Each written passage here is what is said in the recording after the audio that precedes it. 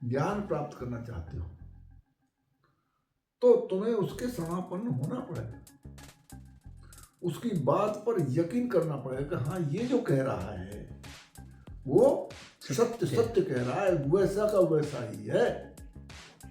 जब वो सब अपनी बुद्धि को डाल देता है, खाली बुद्धि लेके आता है, अपनी अकलबंदी को रखे आता है दूर, तो अर्जुन जो है धर्म की विवेचना करने लगा।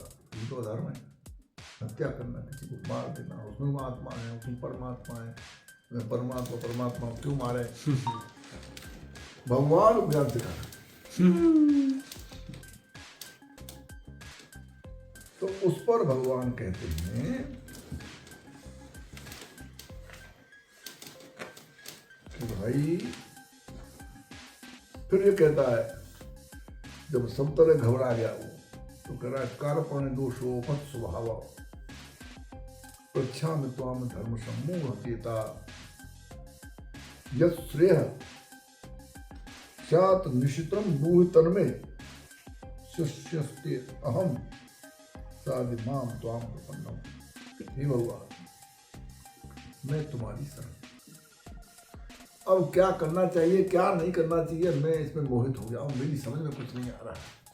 एक तरफ आप स्वयं परमात्मा हो के ऐसी बात कह रहे हो, दूसरी तरफ आप धर्म का विरोध कर रहे हो। तो मुझे क्या करना चाहिए क्या नहीं करना चाहिए, मैं तुम्हारा शरण आया हूँ। तुम मुझे जो सही बात है बताओ, सही रास्ता दिखाओ। मैं तुम्हारी शरण हूँ, आप जो कहोगे सो मानूंगा। ये श्लोक इस बात का है कि जब तुम किसी से ज्ञान प्राप्त करना चाहते हो तो तुम्हें उसके समापन्न होना पड़ेगा, उसकी बात पर यकीन करना पड़ेगा। हाँ ये जो कह रहा है वो सत्य सत्य कह रहा है, वैसा का वैसा ही है। जब वो सब अपनी बुद्धि को डाल देता है, खाली बुद्धि लेके आता है, अपनी अकलबंदी को रखे आता है दूर। एक जगह एक सत्संग में एक महात्मा सत्संग कर रहे थे, और एक दूसरे महात्मा बड़े विद्वान बड़े ज्ञानी पुरुष थे, वो सत्संग सुनने आए। वो अपना परिचय दिया कि मैं रामकृष्ण परमहंस का वो शिष्य हूँ और मैं सत्संग में। गुरु को जाओ जाओ, पहले जहाँ जूते उतारे जाते हैं ना, रामकृष्ण परमहंस को वहां छोड़ जाओ।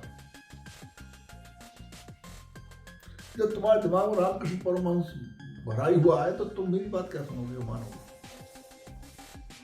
खाली दिमाग से आओ, खाली दिमाग से जाओ। सत्संग का अर्थ है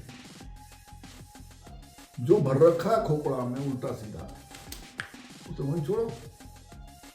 तब तुम्हारे जैसे गिलास में पानी पहले से भरा हुआ है तो औका भर पाओगे, भरा जाएगा।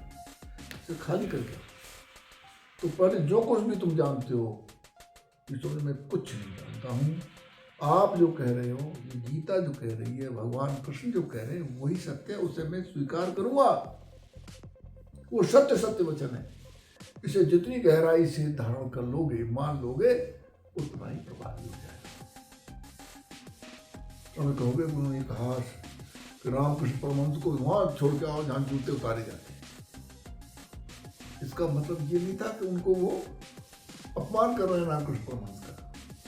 उनका ये मतलब था कि भाई खाली दिमाग से आओ। तुम रामकृष्ण परमहंस, तुम्हारे दिमाग पहले भरे हुए, उनके सिद्धांत, उनका प्रवचन, उनका, तो तुम हमारी बात तुम कहाँ मानोगे?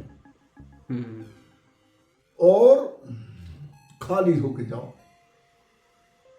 खाली तो करना है, जो है नहीं इसी को तो निकालना है। इसे खाली होके ही जाओ, खाली होके आओ और खाली होके सुनने, जाओ, और खाली होके जाओ।